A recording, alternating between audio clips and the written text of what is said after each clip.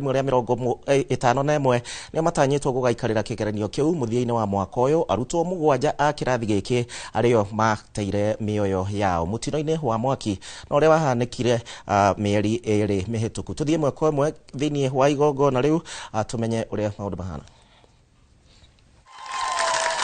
My fellow Falcons, as we step into the examination room in the coming weeks, may we carry with us not fear but faith, not doubt but determination, not anxiety but hope.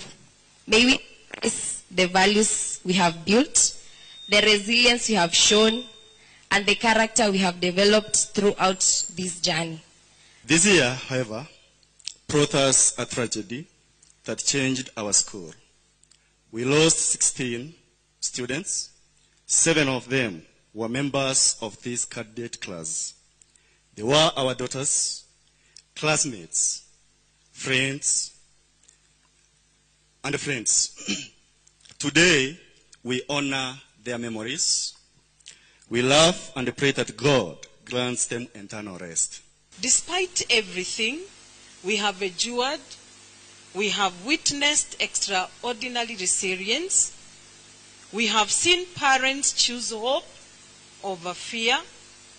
Students return to school with courage.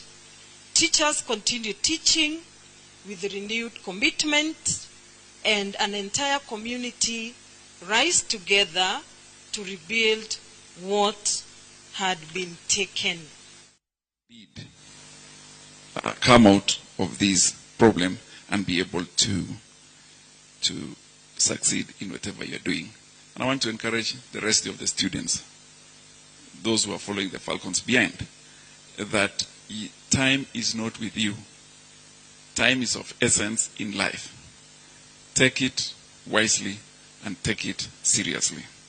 We are here just like any other parent to encourage you and to tell you pale mbele iko sawa.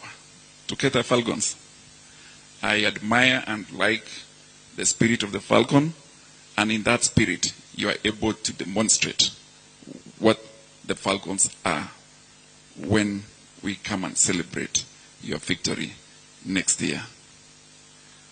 And as I turn to the parents, the challenges that we went through and the challenges that we go through every day, I want to encourage the parents, just the way the honorable member said,